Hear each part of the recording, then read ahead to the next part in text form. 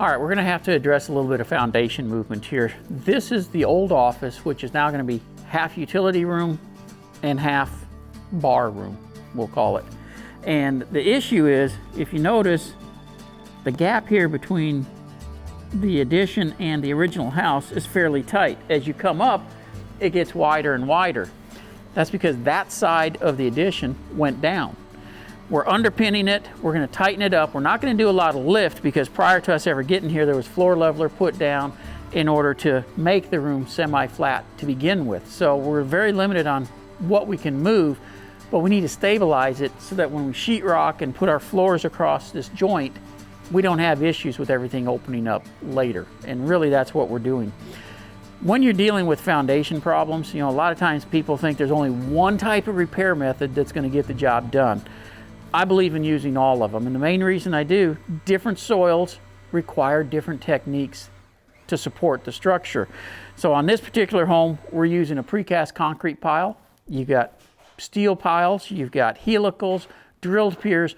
All of them have a purpose depending on the soils that you're dealing with.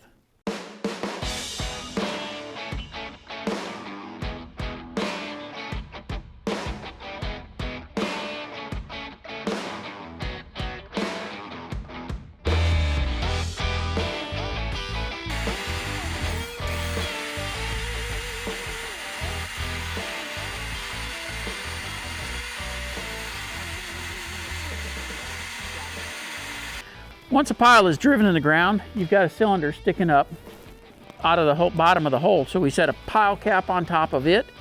Then we put a cylinder on one side, hand jack on the other so we can tighten everything up. Because these things are spring loaded. In other words, as it's being driven, it's pulling the soil down. And if you just let off of it, it'll spring up and actually lift the pile a little bit out of the ground, which is destined to failure because eventually it'll get that spring back in it. So you've got to keep tension on it the whole time. Then, once we put the tension, we shim it off with just steel shims. Again, keeping the shims to the middle so it's above our pile underneath. All the jacks are set. You do your lift. Once you've lifted it and leveled the house out, you take your jacks,